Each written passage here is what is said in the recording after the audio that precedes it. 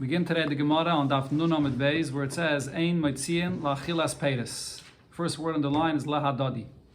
So this is one of the halachas that it said for Tikkun Ha'ilam in the beginning of the Mishnah, in the beginning of the Pedic, the Mishnah there, that when a person buys a property and it turns out that the property was stolen, so the seller took responsibility to reimburse him. He stole this property and he sold it to him. But there's two things he has to reimburse him for. There's the property itself that he bought and he paid whatever price. But then besides that, after he bought it, he improved the property. He invested in it or paid his grew on it. And he's not losing only the property itself, he's losing now also those payers that grew on this property. So he has to reimburse him for that as well. But there's a difference. Regarding the property itself, the buyer could collect from the Chasam Shubadim. He could even collect from properties that the seller sold off already to someone else. But regarding the Achilas Peiris, the fruits or the improvement of this property that he invested in it, for that he could only collect from the Chasam B'nei Chayrin, from any properties that the seller has in his possession now, not from the Chasam Shubadim. And that's a Tikkun Ha'ilam. So here the Gemara will explain why not. Why, if the seller is taking responsibility for everything, why is there a distinction? Why regarding the Peiris could he only collect from B'nei Chayrin? Says the Gemara, my time, what's the reason for this? So all it says in the name of Rish Lakish, Lefi she'en ksuvin. Because this, that the seller takes responsibility for the paytas, that he's going to reimburse them for the paytas that are in this property, they're not written in this document of the sale that he sold this property in. Right? So therefore the halacha is, whenever you take responsibility for something, and it's something which is written in a shtar, so because there's a shtar, so there's a koil about this, and therefore you can collect even from a lekeach later that buys it. Because there's a rumor, everyone knows about this. This lekeach should have known about this. But if there's something which is not written in a shtar, and the paytas over here, the Gemara says, is not written in this shtar, so therefore he has to reimburse him for it, but he could only take it from the seller himself, not from any lekeach. The lekeach is not expected to know that this could one day happen, that this meicher will have to reimburse for these paytas. Now Rashi over here actually adds that the truth is that in the shtar, it does mention that he's going to reimburse him not only for the property itself, if it turns out that it was stolen, but it does mention in the shtar also the paytas. That's Rashi's shitta here. But nevertheless, Rashi says, even though it's written in the shtar, but since those paytas don't exist in the property at the time of the sale, so there's still no kail about it. People see exactly what the property is today and what it is that was sold. For that, there's a kail. But for what's not in the property today, there's no koil for that. People don't know about that. That's Rashi's shitta. The Taisus Rid disagrees. The Taisus Rid says the pshat in the Gemara is kipshute, that the peiris is not written into the document b'chlal. It doesn't say at all in the document that he's going to reimburse him for the peiris. So Rabbi says to Ule, if that's the reason, because it's not written in the document, but v'hamazin ha'isha v'habanis. There was another thing it said in the Mishnah.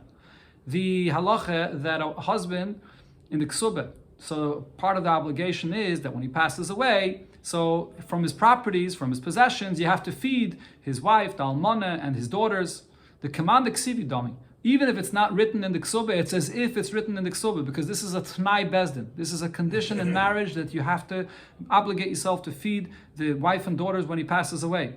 And nevertheless, the Ketani, the Mishnah says, Ein Moitziin, to feed the wife and the daughters, you cannot take from the Chasam Shubadim, only from B'nei Chayrin. What's the reason? Why not? It's something which is written, either literally written or considered to be like written. So there's a kail, everybody should know about this. Amalei, so Allah answered, Hasam over there, Meikara Hachi Askan. This is how the Chachamim instituted this takana, this obligation to give them from his possessions to feed. This is how Chachamim instituted it. That ksuvenein eitzel b'nei chayrin, that yes, it's written, it's a condition of bezdin that you should only be able to collect from b'nei chayrin. Ve'en ksuvenein eitzel mishubadim, and it's not considered written. It's not an obligation to be able to collect from mishubadim. And Rashi explains that the reason is because if every time a person gets married, he obligates himself to give the mezainis for his wife and daughters after he passes away, and that's even to take from properties that he sold. No one's going to ever want to buy a property from anybody because the guy's married, and one day if he passes away, so then it's going to be your problem to feed the almana and the daughters, to take care of them. So no one's ever going to want to buy any property. Even though l'chayre, the Mefarshim ask, you might say the same argument regarding a ksubah. The payment of the ksubah. What happens if a person passes away and then there'll be a payment of the ksubah? Okay, that's a question that the Mefarshim discussed. But here, that's the pshat in the Gemara here. The Chachamim l'chatchila instituted it that the Mishubadim, the Lekeach, should not have to go and support this almana and the children after this person passes away. The Gemara brings v'chein Amar Abasi, Amar Rabbi Yochanan. Just like Ula said in the name of Rish Lakish, Rav Asi said the exact same thing in the name of Rabbi Yochanan, that the reason of our Mishnah is Lefisha En Ksuvin, because the paytis that a seller has to reimburse is not written. It's not something which is considered to be written. So there's no rumor about it. No, Rav Zeda asked Rav Asi the same question, but for Hamazon, Ishav, Abonis, the command Ksivi Damu, to feed the wife and the daughters, this is something which is considered to be like written. The Ketani Metzian, and the Mishnah says that you do not collect from the Lekeach, from the Chasim Shubadim. Amalei, so he answered him the same thing. Meikare hachi askon. This is how Chachamim instituted it. That it's considered to be written. It's Chachamim instituted this to collect only from bnei chayrin. But you can't collect from Mishubadim. It's too much to put such a responsibility on a buyer of a property that one day he's going to have to support these Yisayimim here and this Almana. Okay, this is all one pshat in the Mishnah. All is pshat in the name of Rav Rish Lakish or Rabbi Yochanan. Rab Chanina says a different pshat. Lefi she'ein ktsuvin. The reason why for the paytis, or the same thing for the Muslim and the Isha of the Banis, the reason why you can't collect from any buyer is because this is something which has no set amount. This whole idea that you can go to a Lekeach and collect from him is only regarding something that has a set amount. If it has a set amount, so then the Lekeach can estimate before he buys a property. This guy has this and this amount of properties, and he owes this and this amount of money. And if I buy this property, I'm safe. No one's going to ever come back to me to collect it. But if it's something that's has no set amount, it's not anything that a buyer could ever estimate. So we can't allow such a kind of a money payment that's owed to be collected from this buyer. So it's nothing to do with whether it's written or not. The main point is whether it's ksuvin. Oh, so now Gemara actually asks about this. So the Shaila was asked, Rab Chanina, did Rab Chanina come to argue on Rish Lakish? Or no, maybe he only came to add. Rab Chanina ktsuvin uksuvin boy. Maybe Rab Chanina is only coming to add. Besides the point that Rish Lakish said before that you could only collect from a buyer if it's a payment that's written, it also has to be a payment which is set. Or perhaps he's coming to argue ktsuvin avafapi she'enan ksuvim, that any time you have any payment which is a set amount, so you can collect from a buyer, even if it's not something which is written in a document. So Rashi actually here says that this would mean that not only is he arguing on Rish Lakish over here, but this is b'chlal minigayet to any milval peh. According to Rab Chanina, it's possible, the klal that we know that it says in many places, it's actually a Mishnah that says that only a milva, which is in a shtar, could you collect from a buyer this kind of payment. But if it's a milva which was not written in a shtar, you can't collect from a buyer because there's no rumor about this. According to Rab Chanina, you can. As long as it's a set amount of money, you're going to be allowed to go and take from a buyer this payment.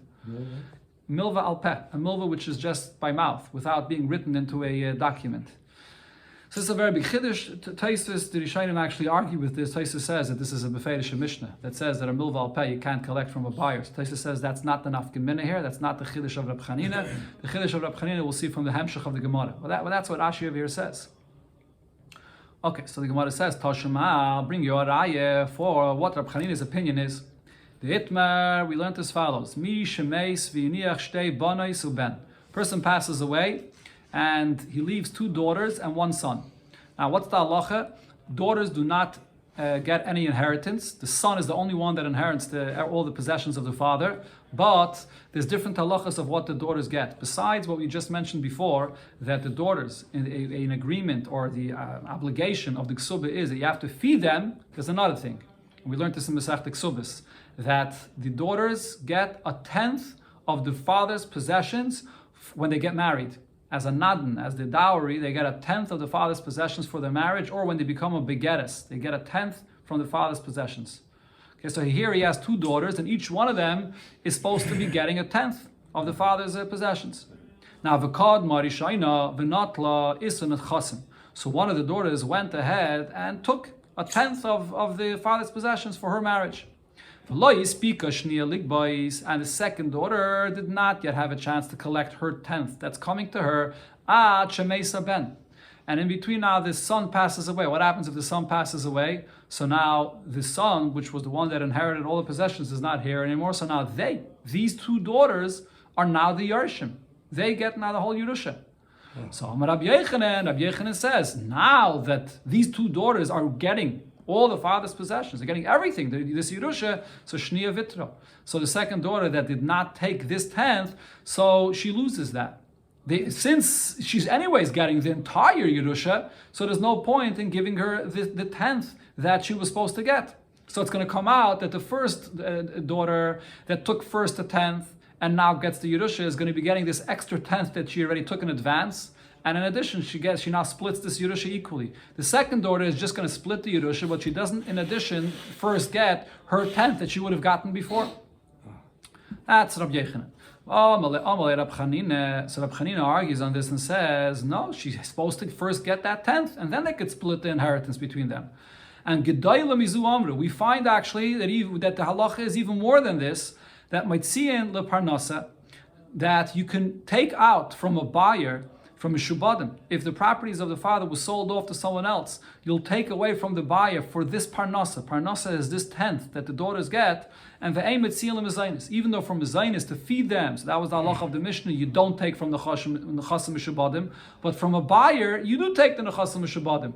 Right, so what's Rab Chanina arguing? Rab Chanina is saying that even from a buyer, even if the properties of the father are by a buyer, nevertheless you have to confiscate it for the buyer for the purpose of this parnasa, for this 10th that you have to give for this daughter. So now over here, it's not an outside buyer that got this money. They themselves are yashining it. It's sitting right over here for them. And you're going to say that because they now yashin this entire thing, so something developed here, that there's this new Yerusha that happens. Why should that change the original right that she has to take her 10th that's supposed to come to her? That's the argument of Rab Chanina. So basically, the argument here between Rabbi Yochanan and Rab Chanina, as the Achronim explain, is Rabbi Yochanan holds that the right that this daughter has to take her 10th is only when it comes the time that she's getting married, or when it comes the time that she becomes a begeres. That's when she can collect her 10th. So if she already yashin it from before, so then that halacha doesn't apply, because now she already has all the money. So what does she need this 10th for? But Rab Chanina holds, no, there's a shibud, there's a right that she already has from the beginning when the father passed away.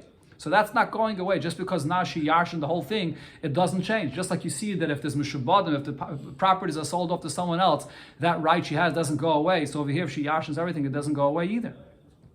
So now what is the Gemara proof from here? So what do we see? V'ha parnasa. So now this payment of a 10th, which is the parnasa, that she gets from the father's possessions, to make its kites, it's a set amount, it's a 10th. And michtav like siva, this is considered to be something which is not written. And so this is actually different than this that Chachamim instituted, that you have to pay mazan the ishav abanis. That's something which is written into the ksubah, and that's something that the father can't change. This halacha of giving a 10th, the father actually has the option to change that amount. He could say, I don't want to give a 10th, I want to give less than a 10th. This is something which is not ksiva. And nevertheless, v'kol maitzia. And here, Rab Chanina is clearly saying that if it's sold off to someone, so then you do take from the lekayach. You collect for this even from the mishubadim. So you clearly see over here that Rab Chanina's opinion is that you collect from mishubadim as long as it's a set amount. The only condition is it has to be ksuvin. Even if it's not ksuvim, even if it's not written, still you can collect from the mishubadim. Answers the Gemara, no, you can't prove anything from here. Why not? Because Shani Parnasa, because this Parnasa that you have to collect for the daughters is different, because Kivin the Isla Kala, because this has a rumor, even without it being written, everybody knows when the father passes away that the daughters are getting a 10th of his possessions. So therefore there's a rumor about this, and therefore it's equivalent, Kamanda Ksiva Dami. It's as if it's something which is written. Rav Hune Bar Menayach asks and brings a raya here from another place. So here, this is a case, before we read the Gemara inside, it's talking about a case where a woman gets married and she comes into the marriage with her own daughter that she already had from before. And she makes a deal with her husband that he's going to feed this daughter of hers for 5 years. Okay, and in addition to that, she has other daughters that are born in this marriage from this husband. That's one thing that happened. But then she got divorced from this husband, and she married a second husband, and she made the same deal with the second husband, that this daughter of mine, which is not your daughter, you're going to feed her for 5 years. She's really taking care very well of this daughter. So now it comes out that you have two husbands over here that promised her that they are going to feed this daughter of hers for 5 years. And then besides that, she has daughters from these husbands that they are obligated to feed. Why? Because that's the deal of the Ksubah, that you must feed your daughters. So now there's a difference. What this Mishnah over here is going to say is there's a difference between her own daughter, that there's a special deal that the husband has to feed, and the actual daughters of this husband that they have to feed. So now, Mesu, if the husbands, she was married to two different husbands. If they passed away, so Binoi Seyem, their daughters of these husbands, so Nizainis, they have to be fed. This is part of the deal of the Ksubah. You don't need any special deal for this. This is the halach of the Ksubah, that Nizainis, Menachasim B'nei Chayrin. So they are going to get fed from the father's possession, but only from the Chasim B'nei Chayrin, like it said in the Mishnah. But this daughter that she made a special deal with her husband that they should feed her, they're going to get fed even from the Chasam Mishubadim. Why? Because the deal that she made with her husband, that the husbands owe and have to feed them for 5 years, they are considered to be just like a regular Baal Chayv. The halacha of the mizainis of the ksubeh, so for that we said it's not like a regular Baal Chayv. That you could only collect from the chasim b'nei chayrim. But this deal that she made with the husband, for these daughters, for that they get from the nechasim, even from the chasim mishubadim.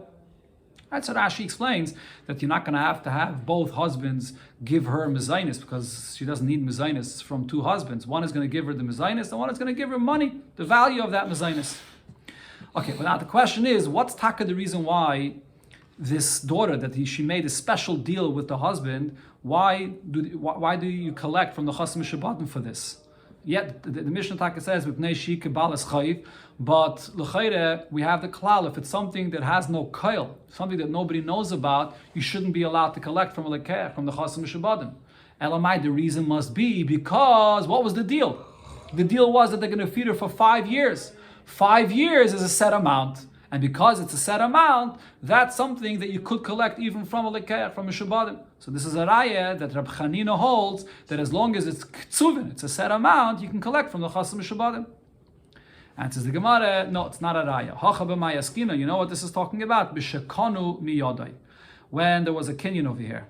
Meaning that she didn't just make this deal with her husband. She made a kinyan. And Rashi says every time you make a kinyan, it's usually written, and even if it's not written, it's like it's written. It should be written. It's something that everybody knows about. So it's not only stam a case of a deal that's set amount, but it's a deal that is something which is like written and everybody knows about.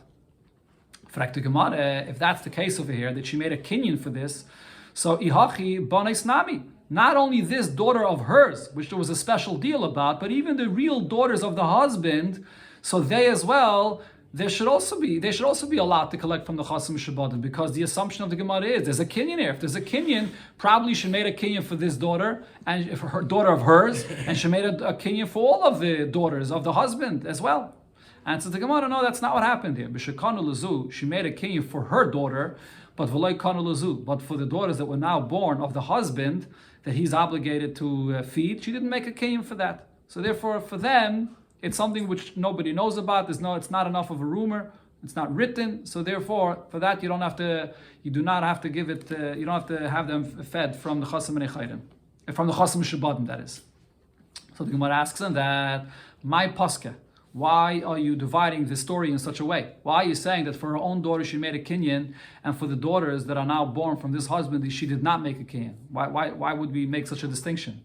So answers the Gemara, the reason is because this daughter of hers that she comes into the marriage with, the Havoi b'shas kinyan, she's alive, she's here in the world at the time when she gets married, and when she wants to make that deal with her husband. So therefore, mahanila kinyan.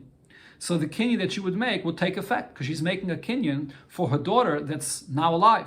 Bitoy delayavoy b'shas kinyan. But any daughters that are later born from this husband that she's marrying now, they're not here in the world at the time when she's marrying her, at the time when she's making the deal with her husband, leimahani la kinyan. So even if she would want to make a kinyan for that, but the kinyan would not take effect. These daughters are not in the world yet. So the Gemara asks them, there's not necessarily is that true. There is a possibility that the daughters of the husband are in the world. How could that be? So the Gemara says, Milo yaskinon Can it not also be that this Mishnah here is speaking about a case, Tahavu Tarvayu B'Shas Kinyan, that both her own daughter is here when she's getting married, and even the daughters of this husband is also already alive and in the world. How is that? How is that possible? The Girsha V'Hadra. She was married once before to this husband, and she had a daughter with this husband. He divorced her, and now she's getting remarried to him. So when she's getting remarried to him, she's coming into the marriage with her own daughter, and she's also coming into the marriage with a daughter of this husband. So if she's making a kinyan, why shouldn't we say that she made the kinyan for her own daughter and a kinyan also for the daughter of his? So why is there a distinction? Why for her own daughter do you collect from the chasam mishubadim, and for the daughter of the husband you collect only from the chasam b'nei chayrin? So the Gemara answers and says that the kinyan won't work for the daughter of the husband. Bitoi, when it's her daughter, not the daughter of the husband, the bitnai. Again, let's bitoi, when it's the daughter of the husband, the bitnai bezdin ka'achla, because the fact that the husband has to feed this daughter. Why does he have to feed his daughter? You don't need any special deal for this. This is the condition of bezdin for every marriage with the ksubah, that he has to feed her. So therefore, lo mahani lo kinyan. So the kinyan that's made over here will not take effect for this, because the kinyan is pointless. Anyways, mitzad bezdin, mitzad this ksubah, you have to feed this daughter. But bas ishtoi, the lavet nai bezdin kachla, but her own daughter that she brings into the marriage, there is no condition of the ksubah that the husband would have to feed her. So mahani lo kinyan. For this, the kinyan adds something. The kinyan is creating this obligation, and therefore the kinyan has an effect. But the Gemara doesn't accept this either. Frag the Gemara, v'chi migra gara. Just because there's already a Tanai Bezdin that he has to feed her, the kinyan for the daughter of the husband should be less. It should not take effect. Why not? True, there's already a condition from the ksubah that you have to feed, but making a kinyan definitely adds power to this obligation. Now she'll have the ability to collect not only from the chasam b'nei chayrin, even from the chasam mishubadim. So again, the Gemara is back to the question, we're saying that there's a kinyan here. If there's a kinyan, why is there a distinction between her daughter and the husband's daughters? Ella says the Gemara, true, there's a kinyan, but the difference is as follows. Bitoi, when it comes to his daughter, to the husband's daughter, kiv in the bitnai bezin ka'achla, since there's already a condition of the bezin because of the ksubah, that she has to get fed this mezainis, Eimer tzrari atvasa. There could be an argument to say that since the husband knows that this is an obligation that he has from the ksubah, so right from the beginning of the marriage, she already put aside a bundle of money for the mezainis that it should be available for his daughters. So therefore, when you come to the lekeach, you want to collect from the nechasim mishubadim, they're going to say, you're coming to me to collect. Don't you think that the father of these daughters already put aside money for them to feed them? Why should I have to go and feed these Yisayimim? Probably the father put aside money from them. So therefore you can't collect from the Nechasim Mishubadim. But when it comes to the daughter of his wife, which is not part of that ksubah, that's not part of that deal, it's a special deal that she demanded of her husband, for this, we're not concerned that the husband put aside a bundle of money for this, and therefore she's allowed to go and collect from Mishubadim. Okay, but the point is, there's no raya over here regarding the question we had, what Rab Chanina holds, because over here there was a kinyan. So besides the fact that this is something which is set because it was a deal that you made to feed for 5 years, it's also something which is like written because it was a kinyan for this. Tashama, the Gemara brings a raya. We find in a braise that speaks about this subject. Why for the achilas peiris, or for the for the achilas peiris, why can't you collect from the chasam mishubadim? So here the Gemara actually brings a braise that says a different reason, different than both of the reasons that we brought before.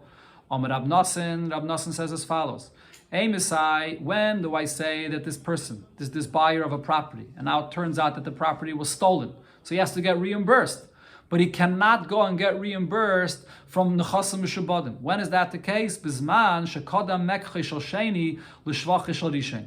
When there's a buyer that bought another property from this meicher, so he went and bought the property before this buyer here, which bought the stolen property, before he improved his property. Okay, so now you want to go and collect from that buyer to be reimbursed for the stolen property that you have, but that buyer says, I knew about this property that you bought, but I saw exactly the value of the property, but the improvement in the property I didn't see. It didn't happen yet. So I wasn't aware of that at all. So therefore, maybe you can come and get reimbursed from me for the actual value of the property that was in existence when I bought my property. But the shvach wasn't here yet. I didn't see that. I didn't know about that.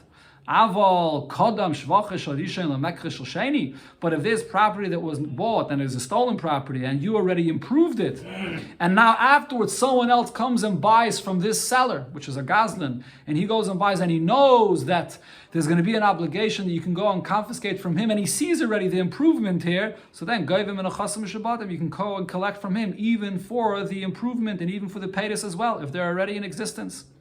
So so the Gemara says this is not like any of the reasons that we brought before, not like Ula and not like Rab Chanin. It says the Gemara Almi, here I see mishum delay kadamhu. The whole point here is because this buyer, the second buyer, did not see any improvement yet. He did not see any paytas yet. That's the reason. So before the Gemara said the reason is because it's not ksuvin or because it's not ksuvin. It has nothing to do with that. The question is that the second buyer see this improvement or paytas or not. So the Gemara says, Tanoihi. This is a machlokes Tanoim, and the reasons that we brought before are another braise. The Tanya, we learned in the braise, Ein mitzian lachilas peiris l'shvach karkois, u'lemazn ishava bonois, menachasim shabadim. Halacha that it said in our Mishnah that the payment of the peiris or the shvach karkois for stolen property, or to feed an almana and the daughters, you cannot collect from the chasim shabadim ipnei tikkun olam, because of tikkun olam. What's the tikkun olam? Lefi she'ein ksuvim. Because it's not written, you don't have an actual document where these things are written, and that it's interesting because that goes even on the Mazon Yishin V'Abonis, even though it's something which is a Tanai Bezdin and the Ksuba. But here it says clearly this reason, because as long as it's not written in a document, so there's no rumor about this, like the opinion of Ula in the name of Reish Lakish before. Then Rabbi Yosi says on this, Ma tikkun olam yesh bezu. Why do you need a special tikkun olam to say that the reason is because it's not ksuvin? V'haloi ain't ksuvin. The reason is because this is not a set amount. Anytime it's not a set amount, you don't need this takana of chachamim because it's not ksuvin, but rather the reason is because it's not ksuvin. As long as it's not a set amount, it's not fear to go and confiscate to get reimbursed from a lekeach. It's something which has no set amount. There's no way that he could ever estimate what would be confiscated from him. So therefore, you can't collect from him. So here you clearly see in this brayso both of these opinions. Okay, the Gemara continues regarding the last thing that it said in our Mishnah, tikkun olam. What was that? If you find an object and you return it, and the person says that you're only returning half of what you found, I lost more than this. So he's going to say, if so, you have to make a shvuah. Why? Because this would be similar to the halacha of a meida b'miktas, min atayra. If someone demands of you $100 and you say, I only owe you 50 I paid you already, that's meida b'miktas. You have to make a shvuah. So seemingly that same halacha should apply over here when you return, and the guy says, no, you're only returning me half. So nevertheless, the Mishnah says, you do not have to make any shvuah, because no one will want to ever deal with an aveda. Doesn't want to get into these problems with the person arguing and claiming that you owe me more. So therefore Chachamim said there's no shvuah here. Rabbi Yitzchak said, Shnei kisin kshurin matzasali. What happens if, so the way that Rishonim describe this case is, a person goes around announcing, I lost 2 wallets that had money in it. And this person comes along to him and says, I found one of them. Here, he gives him back one of them. And the owner says, no, shnei kisin kshurim matzasali. It's not true. You really found 2 wallets that were tied to each other. And the person that found it says, no, I only found 1 wallet. So this is basically a meida b'miktzah. This is the case of our Mishnah. So Rabbi Yitzchak says, nishpa. He is going to have to swear that he only found 1 and not a second one. He does or doesn't? He does. He does have to swear for this. Okay, let's see. Now, but there's another case here. Shnei shvarim kshurim mitzasali. If the case was that the person, the owner says that I had 2 oxen that were going together and they were tied to one another and they got lost, and he tells him, you found 2 of them together. And the person that found says, no, there was only 1. So then, ein nishpa. In such a case, he's not going to have to swear that he only found 1. Even though this seems to be the same as before, and he's a meida b'miktzas, but in this case, he's not going to have to swear. What's the difference? My time, shvarin menaschim mi'adadi. By oxen that are going together and are tied to one another, it happens that it unravels and they get separated from each other. So it is actually possible that he only found 1, and Rashi explains what the Gemara really is saying is the owner here that claims that no, I lost both of them. He can't say with a taina's body that you found both together. He can't be sure that you found both together. because it's possible that they separated from each other. So there's no tainis body here, b'chlal. But kisin loy menaschim adodi. But regarding the case of the two wallets that are tied together, it doesn't happen that they get unraveled and they get disconnected from each other. So therefore, when the owner says that you found both of them, because I lost both of them together, that's a tainis body. So even though it's a case of returning an aveda, Rabbi Yitzchak says it doesn't matter. As long as the owner has a tainis body, even by a meishav aveda, you are going to have to make a shvuah. Okay, there's a big discussion over here in the Rishonim about this. This is Rashi's prat in the Gemara, and all the Rishonim asked the question, how to understand. This person that found this has a very simple migu. The concept of migu means that he could have said a much better taina. Or over here, actually, he wouldn't have to say anything. Over here, this person didn't even have to at all come up and offer and say, I found this. He could have just been quiet. So why shouldn't he be believed when he comes and says that he only found one? We have a very clear proof that he's an honest person. So the answer is, this is one of the sources for a famous inyan that the Ri Migash says, and it comes up here and in other places in Bava Metzia, that a migu to pater a person from a shvuah does not work. The kayach of this migu that proves that a person is honest and trustworthy is only when there's a question of whether he owes money or not. But to pater a person of a shvuah that he's chayev, migu does not work. That's a klal that the Ri Migash says, and here this is one of the sources for this. Why that is so is a discussion for itself, but that's the halacha that migu does not pater from a shvuah. Okay, another case, another halacha that Rabbi Yitzchak said, Shnei shvarim kshurim mitzasa. The owner claims and says, you found two oxen that were tied together, v'hala imer, and the person that found it says, matzasi. Yes, I did find two of them, but v'echzarti locha echad men. One of them I had already returned to you. Harezeh nishba. So over here, he is going to have to swear, because over here, in this case, it is a tainis body that he's saying that you found two of them, and the person that's answering is taka saying, yeah, true, I taka found both of them, but one of them I already returned. So this is considered to be a regular maida b'miktsas, and you will be chayiv in a shvuah. Okay, so the Gemara asks on all of this, but Rabbi Yitzchak, Leslie, does Rabbi Yitzchak not hold of what it says in our Mishnah? Hamayitzi mitziyah. Anytime a person finds an object, lo yishba mipnei tikkun olam. The obligation of maida b'miktsas does not apply, and he does not swear because of tikkun olam. Answers the Gemara, Rabbi Yitzchak, who the Amak Rabbi Eliezer ben Yaakov. Rabbi Yitzchak follows the opinion of Rabbi Eliezer ben Yaakov that said regarding this halacha of Hamayitzi mitziyah that you still have to swear. The Tanya Rabbi Eliezer ben Yaakov Aimer. Rabbi Eliezer ben Yaakov said as follows regarding the shvuah of Hamayda b'miktsas. Pa'amim, that sometimes it could be she'adam nishba al tainas atzmai, that a person will have to swear a shvuah of Hamayda b'miktsas even if it's only him talking, and there was nobody that demanded any money from him. He will still have to swear as a Hamayda b'miktsas. Keitzad, how could that be? Maneh la'avicha biyadi. If someone comes and says that I owed your father $100. The father passed away already, and he's coming and telling his son, I owed your father $100. Ve'achaltev pras, and I paid him 50. So you're basically a Hamayda b'miktsas. Harezeh nishba. You're going to have to swear that even though we now know that you owe $100, but you're saying that you paid half, you're going to have to swear for that half that you're saying that you paid already. This is a person that's swearing on a taina that he himself says. Okay, so this is basically also a case of meishav aveda. You're offering to give back something which nobody demanded of you. And nevertheless, if you say that I paid half already and half I still owe, you're going to have to swear in Moed b'miktsas. The Chachamim argue and say, nobody demanded this money from him. So he's just returning something on his own. He's offering this. He's a meishav aveda who pot this, so you don't make a shvuah. So what the Gemara is saying is, Rabbi Yitzchak that said before that you have to make a shvuah is based here on this opinion of Rabbi Eliezer ben Yaakov that you make a shvuah even in such a case where nobody demanded anything from you. Okay, but now here the Gemara comes and clarifies what exactly Rabbi Eliezer ben Yaakov meant. Because according to this, it would come out that according to Rabbi Eliezer ben Yaakov, you always have to make a shvuah even in a case where there's no taina b'chlal. Even Rabbi Yitzchak before did make a certain distinction. Rabbi Yitzchak before said that if it's two kisin, so then there's a tainas body here. When there's two shvarim, there's no tainas body. But according to Rabbi Eliezer ben Yaakov, there should be no difference at all. Even al tainas atzma, you still have to make a shvuah. So the Gemara explains like this, that regarding Rabbi Eliezer ben Yaakov's opinion, the Gemara in another place asked on him, Rabbi Eliezer ben Yaakov, Lesle, Meishav, Aveda, Potter, Rabbi Eliezer ben Yaakov does not hold to this concept of that a person is offering to pay something that nobody asked him for, that he would be potter from a shvuah of Maida b'miktsas. He doesn't agree with this.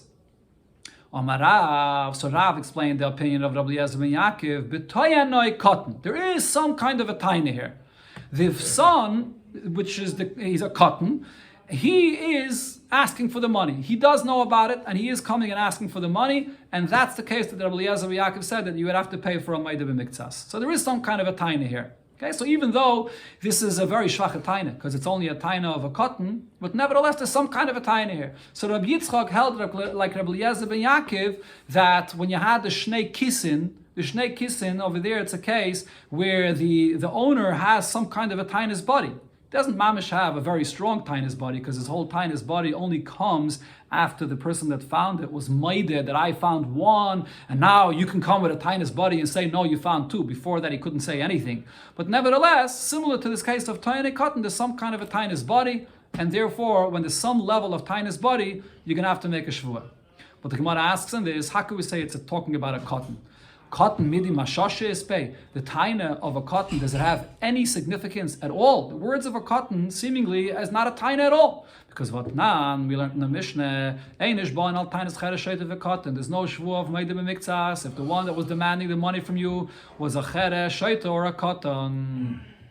So the Gemara answers, we don't mean mamish a cotton. My cotton, when Rav said cotton, what did he mean? Godel. He really meant that it's the son which is a godel, and his taina is a taina.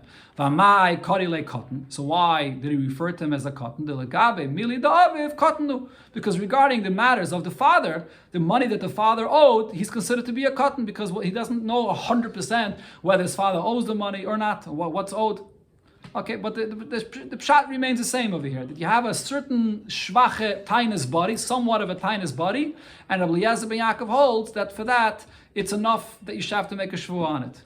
Fragt the Gemara, but if that's the case, that the one that's asking for the money is a godel, so ihachi tainas atzmai, the lashon of the brayse was, as Rabbi Eliezer said, that sometimes a person makes a shvuah on a taina that he himself says, it's not tainas atzmai, tainas acherimu. There's someone that's demanding the money from him. There's a gadol, the son over here is standing, and there's a tainus body, he's demanding the money from you.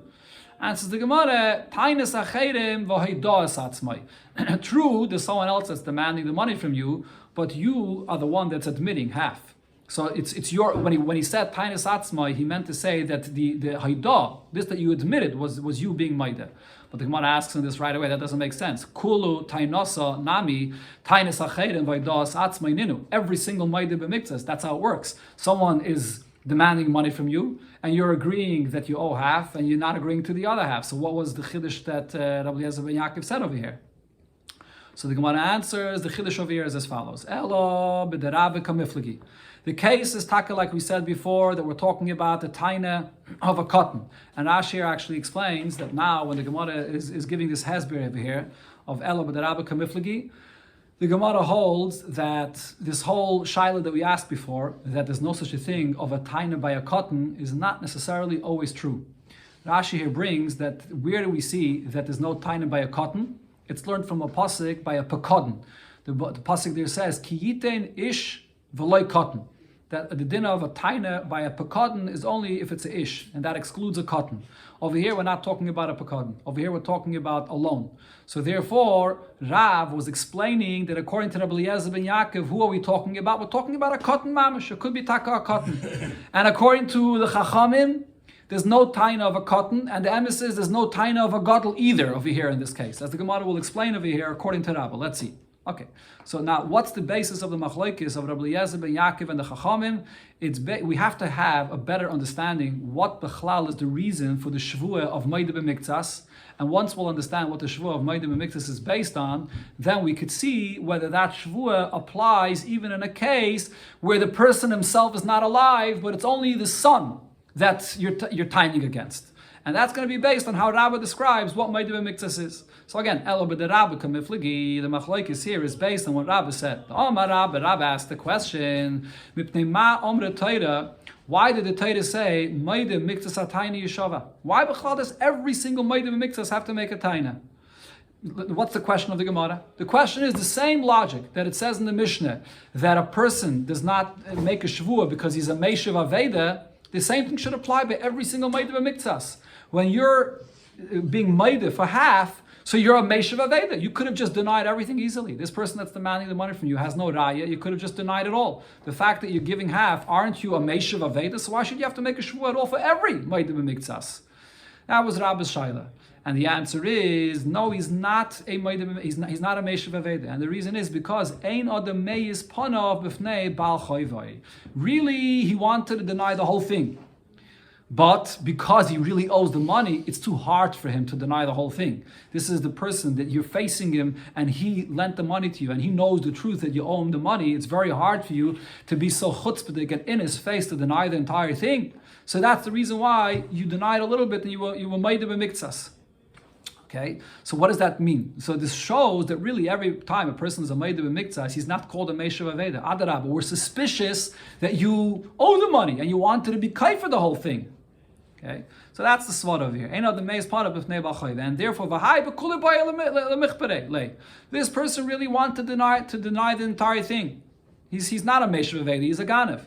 The only reason why he didn't deny the whole thing is because he doesn't have that brazenness to go and deny the entire thing in the face of his Bal Chayv that lent him the money. Okay, now the Gemara adds another svara to this. According to Rashi, the pshat of the continuation of the Gemara is, if that's the reason why a Ma'idim Miktsas has to make a shvuah, because we're suspecting him of being a liar and really he wanted to deny the entire thing, so what point is there of him making a shvuah? The klal is, a person that we suspect of being a ganev, he can't make a shvuah because just like he steals, he also will lie. When he makes a shvuah, he's not going to say the truth. So what's the point of having him swear about his claim? So therefore the Gemara adds, but it possibly could be something else. And that is, it could also be that this person really wanted to admit the whole thing and he wanted to pay it all. But he just doesn't have the money right now. And the reason why he didn't admit it all, he's trying to avoid paying today. And Savar, he thinks to himself, and until when I'll have money and then I'll be able to pay. So for the time being, I'm going to deny part of it and I'll pay whatever I have now and then later I'll pay the rest. So not necessarily is he mamish, a filthy liar that's trying to deny this whole thing, but maybe he just doesn't have the money to pay. So the Torah says, that we place a shvuah upon this person, so that he should be made in the entire thing right now. So what do we see from what Rabbah said? We see from what Rabbah said that the whole shvuah of Ma'idim Miktsas is only possible in a case where you're facing someone where we know that you ain't the meis panav, that you can't have the chutzpah to deny it all. And therefore, the fact that you're Ma'idim Miktsas is not considered to be a Meshav Aveda. But if you're facing someone where it's not a chutzpah for you to deny this, so yeah, you can very easily deny the entire thing, and the fact that you're not, you would be a Meshav Aveda. So now the question is, what if you're not facing the very person that lent you the money? You're only facing his son. Do we also say the svara of Rabbah that ain't adam meis panav, and therefore when you admit it to half, you're not going to be a meishav aveda? That's the machlokes between Rabbi Eliezer ben Yaakov and the Chachamim. Says the Gemara, Rabbi Eliezer ben Yaakov Sava, Rabbi Eliezer ben Yaakov holds that this svara of Rabbah is loishna boy v'loishna b'bnoi. It doesn't make a difference if it's the person himself that lent you the money or if it's the son of that person. Ain't a meiz. You wouldn't have the chutzpah to be meiz against him. So v'hilkach lav meishav avedu. That was the svara of Rabbah, why this person is not considered to be a meishav aveda. Because this is a case where it's not easy for him to deny this. The fact that he's made of a miktsas is only coming because he doesn't have the chutzpah to deny the entire thing. He's not a meishav aveda. Right? So according to the svara of Rabbi Eliezer ben Yaakov, there's no difference between the father and the son. Right? Because the svara of here is just like the father has a tainus body, the son is also coming with a tainus body. Against a tainus body, you don't have the chutzpah, and therefore he's not a meishav aveda. But Rabbanan Savri, however, Rabbanan hold, boy, Hudeina Meis, regarding the father himself, he's the person that lent you the money. And not only that, he did you this favor. How can you go, a person that does you a favor and now go and deny that you borrowed the money from him? That he doesn't have the chutzpah. Avul b'bnai, the son, he didn't lend you the money. He's not the one that did you this favor. May is. Over here, you would have the chutzpah to go and deny it all. Umedulai may is. So the fact that he was not may is meishav avedahu. So regarding the son, we can't be mechayev a shvua of Moed B'Miktsas. You're just a Meishav Aveda, and therefore there's no shvua in such a case. That's the explanation of the Machlokes of Rabbi Eliezer ben Yaakov and the Chachamim. But again, just to conclude, the point that comes out from all of this is that Rabbi Yitzchak, that said before that by a Meishav Aveda you do make a shvua, is based on the opinion of Rabbi Eliezer ben Yaakov. Because Rabbi Eliezer ben Yaakov says that even in a case where there is no clear tainus body, it's not the father himself that knows it has a clear tainus body, it's just a son that's coming and taining, which is a weak tainus body. Still there'll be a shvuah of Moed B'Miktsas. Similar to that, Rabbi Yitzchak says that when you have a case where there were two kisim, and the person that is the owner says you found two, and the person that found it said I only found one. So this is a shvacha tainus body, because he only came with this tainus body after you came and showed that you found one. So nevertheless, as long as there's a tainus body, even though it's a shvacha tainus body, there's going to be a shvuah of Moed B'Miktsas here.